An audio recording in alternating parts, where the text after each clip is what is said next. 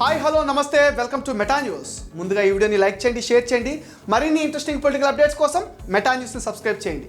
ఇక మ్యాటర్లోకి వచ్చేస్తే ఖమ్మం గుమ్మంలో కాంగ్రెస్ హవాను బీఆర్ఎస్ తట్టుకుంటుందా? అసెంబ్లీ ఎన్నికల్లో ఘోర పరాజయం చెందిన గులాబీ పార్టీ పార్లమెంట్ ఎన్నికల్లో తిరిగి సత్తా చాటుతుందా? ఉమ్మడి ఖమ్మం జిల్లాలో 10కి 9 అసెంబ్లీ స్థానాలను కాంగ్రెస్ పార్టీనే గెలుచుకుంది. ముఖ్యంగా ఖమ్మం పార్లమెంట్ సెగ్మెంట్ పరిధిలో 7 అసెంబ్లీ స్థానాలను హస్తం పార్టీ అభ్యర్థులే గెలుపొందారు. ఖమ్మంతో పాటు పాలేరు, సత్తుపల్లి, మదిర, వైరా, కొత్తగూడెం, హస్సవరావుపేట నియోజకవర్గాల్లో బీఆర్ఎస్ అభ్యర్థులు కాంగ్రెస్ అభ్యర్థులకు కనీసం పోటీ కూడా ఇవ్వలేకపోయారు. అసెంబ్లీ ఎన్నికల వేడి తగ్గకముందే పార్లమెంట్ ఎన్నికలు రావడంతో ఖమ్మం ఎంపీ స్థానం గెలుచుకోవడం బీఆర్ఎస్ పార్టీకి కత్తి మీద సాములా మారింది.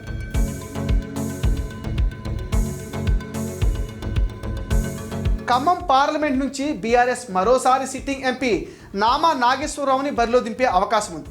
2009-19 పార్లమెంట్ ఎన్నికల్లో ఖమ్మం లోక్సభ స్థానంలో తిరుగులేని విజయాల్ని నమోదు చేసిన ఆయన 2 దఫాలుగా లోక్సభ పక్ష నేతగానే పనిచేశారు.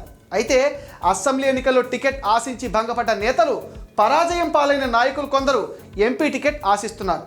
మాజీ మంత్రి పువ్వాడ అజయ్ కుమార్, బీఆర్ఎస్ ఖమ్మం జిల్లా అధ్యక్షుడు తాతా మధుసూదన్, జడ్పీ చైర్మన్ లింగాల కమల్ రాజు, సాండ్రా వెంకట వీరయ్య, కండ్ల ఉపేందర్ రెడ్డిలు సైతం ఖమ్మం పార్లమెంట్ స్థానంలో పోటీ చేయాలని ఆరాటపడుతున్నారు. అయితే నామాకు అధిష్టానం టికెట్ దాదాపు ఖరారు చేసినట్టు తెలుస్తోంది.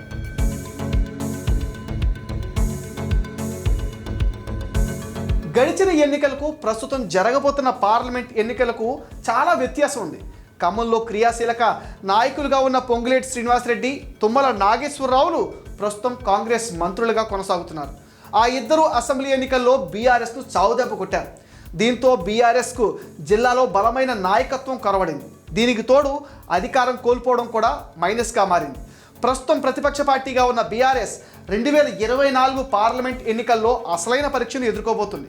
ఖమ్మం పార్లమెంట్ ఎన్నికల్లో వామపక్షాలు, టీడీపీ ఓట్లు కూడా చాలా కీలకం కానున్నాయి. దాదాపు 7 నియోజకవర్గాల్లోనూ వామపక్షాలకు బలమైన ఓట్ బ్యాంక్ ఉంది. ఈ క్రమంలో కామ్రేడ్స్ పొత్తు ఇక్కడ కీలకంగా మారుతుంది. ఇప్పటికే సిపిఐతో కాంగ్రెస్ భాగస్వామిగా ఉంది. సిపిఎం ఒంటరిగా బరిలో దిగుతుందా లేదా అనేది చూడాలి.